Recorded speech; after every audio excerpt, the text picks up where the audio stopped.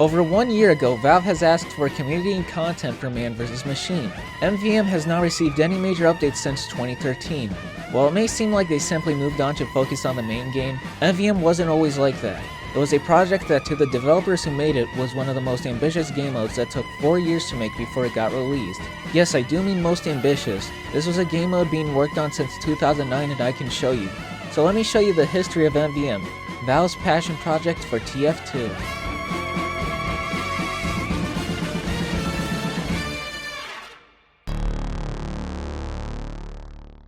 Now before we begin, I do want to establish two things. Firstly, my sources. The majority of finding the timeline to all of this comes from a spreadsheet made by Moonly Days documenting the last modified dates for the VMF files found within the 2023 TF2 repo leak, as well as a lot of stuff being looked inside said leak to piece things together and the source SDK code. There will be a lot of footage within Hammer, the program used to create TF2's maps, to break down how these maps worked. There is no definitive answer to piecing everything together.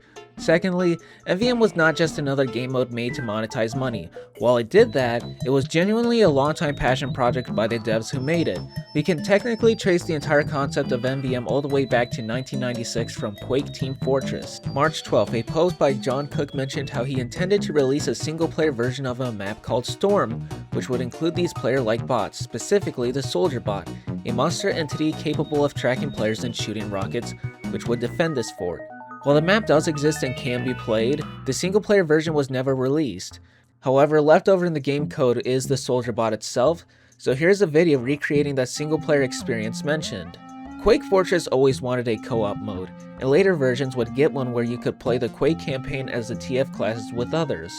Back to TF2, 2 years later after release in 2009, they would be working on the AI for a game mode called Raid. The coder was Michael Booth, the developer behind Left 4 Dead's AI. Only then, early in 2010, would the first maps for it be made, Raid Badwater and Raid Gold Rush. So what was Raid? Raid was the precursor to what would turn into MvM. 5 players would go through a linear map and reach an endpoint fighting against robots, and if everyone died, you lost. In Raid, robots spawned outside of your sightline, wherever applicable rather than set spawn points.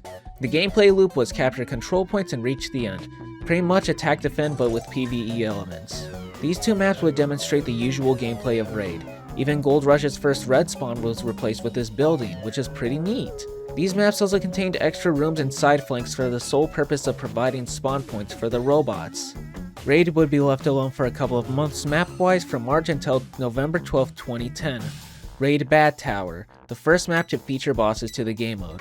Kill the boss to win the round. There's only one boss we have, the Knight. The Knight would shoot rockets at players that could be shot down and launch stickies all over the arena. There was a combustion attack that dealt severe damage to players next to the boss. The boss also had armor plates that when broken would stun it, and the boss was also capable of periodically summoning grunts or minions. These minions being flying drones that would gain up on players and stun them. Raid now had its full gameplay loop, and it was now to expand on it. More test maps would be made, with those being a combination of attack and defend with a boss at the end, and the second to last starting you in a room where you entered Sniper's van to proceed to the battlefield. We would also find 2 unique models, a giant sentry gun with mounted rockets, and this 3-legged strider robot that's green, which are presumably bosses that never got made. There's lastly the robots to talk about. They were made in December 2009, but we don't have any official depiction of them except for their heads from an SFM leak in 2012 before MvM released, which we can notice some differences especially with the Pyro, Heavy, and Engineer. From that leak we also had this early image of the Soldier Bot, which shows how much less detailed they were at the time. But what's special about these heads is they contain a third team color, Green Team. This is what the players would have fought. While internally the game mode put players on Blue Team and robots on Red Team, the robots would have looked like a Green Team. We never had the color for the team though, but in the repo leak within one of the PSDs for a demo bot, we got the official Green Team color, and not only that, a Yellow Team color as well. That was another consideration for what the robots would have been. With this color I can show you a recreation of what the Green Team could have looked like, and I gotta say, robots look good in green. Now, you might be thinking, what about the Grey Team? I distinctly remember them in the trailer. Where are they? Well, truth be told, and it's a sad one to swallow, Grey Team never existed. I say this with full certainty, they never did. They weren't in the repo leak PSDs, which said leak was majority MVM content. They weren't even in the more recent SFM leak that gave us the VMF used in the trailer. And in the trailer itself, where there's the shot where the giant robot is revealed, all the gifs for the robots are in blue team colors, meaning they did a quick color swap on the main models. But what happened to Raid? If the answer wasn't known to you yet, and while it's not definitive, this used to be a nice neighborhood! Raid was just putting Left 4 Dead into TF2. I mean, I said at the start the AI designer worked on Left 4 Dead's AI, but just as not definitive as to why it was scrapped, what if the developers decide to take Raid and swap the roles around?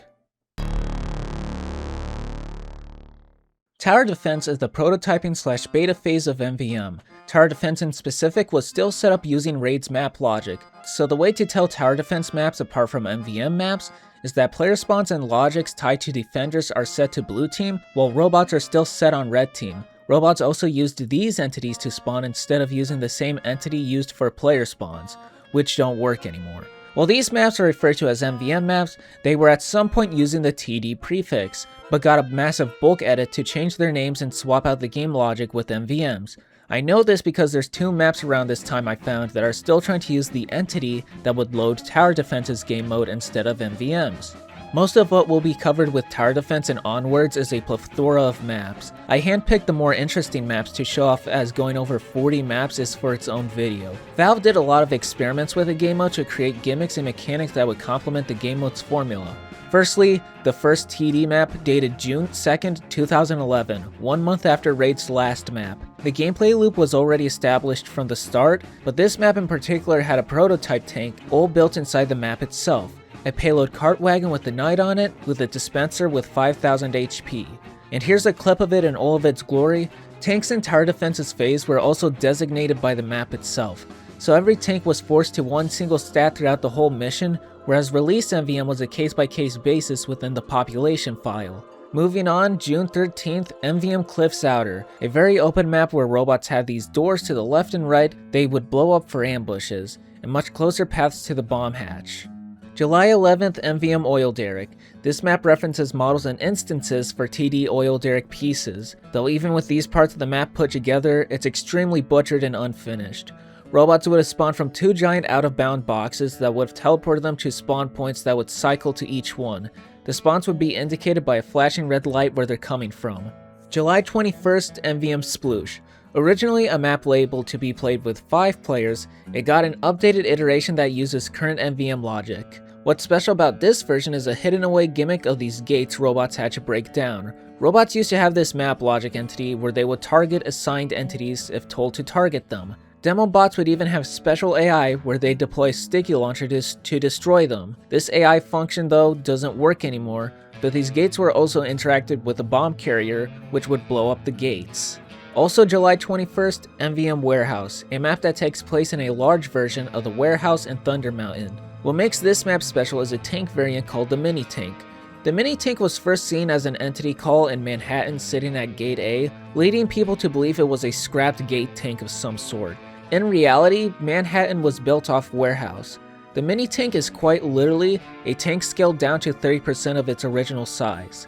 The Mini Tank spawns at the player side of the map and makes its way to robot spawn, going to a room full of sentry guns that would gun it down and kill it. It seems like it was an optional objective to get extra cash before it makes it out alive. September 1st, MvM Fallback Gates. A variant of MvM Fallback which was converted to use release MvM logic. Fallback Gates was a variant that didn't get updated that has destructible gates robots would have had to go through to attack. Essentially the same thing as Sploosh, but players spawn has a built-in display for the status of each gate and which ones are down. September was also the time we can date to some of the last changes to the robots, specifically the heavy robot getting his current head design, though they would still have the skin paint metal until around March 12, 2012. What we can also date around this time is this was probably the last of Green Team. Said heavy bot texture is a sheet for a green robot heavy using the current head design, which is surprising to see that Green Team lasted for so long. And that's everything interesting for Tower Defense. By November to December, Tower Defense would transition to MvM, the Sentry Buster would be created around October, and robots would get their designs changed to be roughly how they are currently in retail. MANN, Decoy, and Coaltown. Of the 3, The oldest is most likely MANN, but that being said, it's the one we have nothing on. Either older versions of the map weren't backed up or were saved elsewhere that the repo leak didn't obtain. We know it's the oldest one because the game mode entity was named as its prior logic, TF logic TD. Other than that, the only thing we have is this hidden away railway tracks the tanks would follow that show the front lines were a lot more elevated. We also have the retail missions, which shows something interesting. Every giant deflector heavy is dev noted as a goalkeeper. The goalkeeper was a scrapped minigun found in a Steam translation leak around the release of the Uber update. It was a minigun that shot down rockets, and we even have a demo from a Valve employee that has the weapon in game. This also shows just how old this map is in particular, as this is dated around 2011 with tower defense maps. Now moving to Coal Town and Decoy, for whatever reason, Valve had an obsession with making medieval MvM themed maps. And with Coal Town and Decoy, these maps we have are essentially snapshots of them. I'll be going over Decoy first. January 11th, 2012, MvM Bridges B. Yes, this is Decoy, and it is a tonal whiplash to see such a memorable map in a different art pass. Layout wise, it's really not different at all from what we have. The only real difference is the left side has an interior. Moving on to February 14th, MvM Bridges art pass. This version of Decoy is very close to the final one, but certain models are still missing and there's a lack of soldiers branding on this map. There's also the left side, which has been changed to a disheveled building. Coal Town is more interesting. January 3rd, 2012. MvM Death Pit Snipers. This is the oldest instance we have of Coal Town. What makes this version interesting, aside from the medieval art pass again, is a hidden away control point gimmick. The left side would have been sealed by a gate with a control point on the top left of it. It took 3 seconds and 3 robots to capture it, while 1 red player could recapture it back. Super Scouts were also specifically designated to avoid the gate, and there was even a special relay to force the bomb to take the right path if the wave contained Super Scouts. March 16th, MvM Death Pit 2 Pits. Starting from spawn, it's completely different. If you ever paid attention to the training video for MvM, you would have noticed the red team spawn in Coal Town is spy tech compared to what we got. This version of the map has those spawns and even more. The upgrade stations use this unused automat styled station, and it looks really cool. This side of the map is also pretty different in layout, being way more open. We also had 2 other MvM maps made during this time as well. September 26, 2012, MvM Trains and MvM Surprise. While these maps are dated after MvM's release, the time frame is clear they were last saved after the update have existed for a bit. If you thought Decoy was the smallest map in TF2, Trains would have been the smallest if it released. It's a nice map and stands on its own pretty decently. It is a giant sightline though, but there is an unused viz group for more cover to break that up. MvM Surprise. Before a wave starts, a flare would signal where the robots are coming from, and then once the wave starts, what would be a drill would break free from one of 3 random points in the area and would make that the robot spawn as they'd teleport out of the drill. The drill model isn't available and one of the areas wasn't given the entities to spawn here. In the clip shown, the drill was replaced with a display case. Now for other things which I'm not too sure how to get into exactly or have an exact place to date them, but have you ever noticed the upgrade station has grenades and bear traps on it? Well, at some point, grenades made a return to MvM, which is also further told by an unused part of the upgrade station's texture with text talking about grenades. It is not known when they were added or how long they existed, but long enough to be part of the art passing models. I speculate that they were what canteen power-ups replaced, and speaking of canteen power-ups, there was also a scrapped canteen that would let you see money through walls. And last, there is Endless Mode. A mission would be endlessly looped, and robots are given their own personal cash. Each wave, they are given more cash, which allows them to buy their own upgrades, including raising their skill levels to creating additional giants. Then finally, August 15th, MvM releases. 4 years since it was first secretly teased, building up slowly an ARG, and then releasing one of the most ambitious and hyped updates in the game. It only makes sense after releasing such an update, you follow it up on the only class not present as a robot. October 10th, 2012, 2 months after MvM, and a handful of things are being worked on. The MECHA engine update was in the works, along with getting a Halloween map out for MvM. The 3 release maps all got a Halloween version, but I'm speculating it was just picking which one would be best as 2 of them are extremely unfinished. With MANN event, The upgrade stations are Halloweenified and the lighting is dark. Other than that, it's just man works. Decoy event, upgrade stations are Halloweenified and the map is dark, and there's some slightly extra added decorations for lights. What's interesting about this map specifically is engineer spots are present, but there's no teleporters. Moving on to the actual mecha engine update itself, we have a scrapped version of Coaltown, MvM Coaltown Engineer. It's Coaltown but with engineer bot support. It's honestly a shame we didn't get this. Even if a tour mission wouldn't be made for it, just having NG's bot support for mission makers would have been really nice. Moving on to MvM 2 hatch, a scrapped mecha NG map. Before a wave starts, a flare lights up which hatch of the two the robots will go for, and spawns will respectively be moved to that hatch area. The map logic doesn't work and needs fixes, however. And then lastly, we have the launch map itself, Big Rock. There's one really interesting thing about this map. We were able to find its original name was MvM Acres from this flat rock texture, but even more interestingly, what the map originally was. There resides a scrapped dome prop in the game that perfectly fits over Big Rock. This dome insinuates Big Rock was originally to take place entirely in a cave. The dome in particular is in reference to the film You Only Live Twice, as seen with newfound textures from the repo leak tied to this dome prop. And then on December 20th on 2012, the MECHA update released. Fun fact, the engineer bot didn't release with his head textures. Instead, his model was calling for the bot killer's textures. Look at old gameplay footage and you'll notice his head is just really bright and there's no metallic shine to it. Two cities, the final home stretch, and there really isn't much to talk about here either, but at least what there is interesting. Two Cities began development as early around April 15, 2013, or possibly even further back to 2012, with Warehouse 2 Test Facade, which is a version of Manhattan. That being said, I will cover Rottenburg first because there's nothing to really talk about with Rottenburg. The oldest version of Rottenburg we have is MvM Rottenburg Art Test on July 8th. We have 6 maps of Rottenburg, and there's barely any difference or anything interesting between them. They're nearly fully art passed and have the same layout. The only thing interesting is that the art test versions have an instance referring to a map called MvM Edinburgh. Edinburgh is the capital of Scotland, so that also tells us what the map was based on originally. Now for Manhattan, originally labeled Warehouse, as mentioned before, it was built off of MvM Warehouse, but its gameplay and layout seemingly has remained consistent from Manhattan. I want to cover something very weird first about the map. On Warehouse Trace, Release Manhattan, and the Repo Leaks MvM example, there are notes for Monoculus to teleport around the maps. For some reason, there was code made that once a wave starts, Monoculus will spawn as a bonus round sort of thing.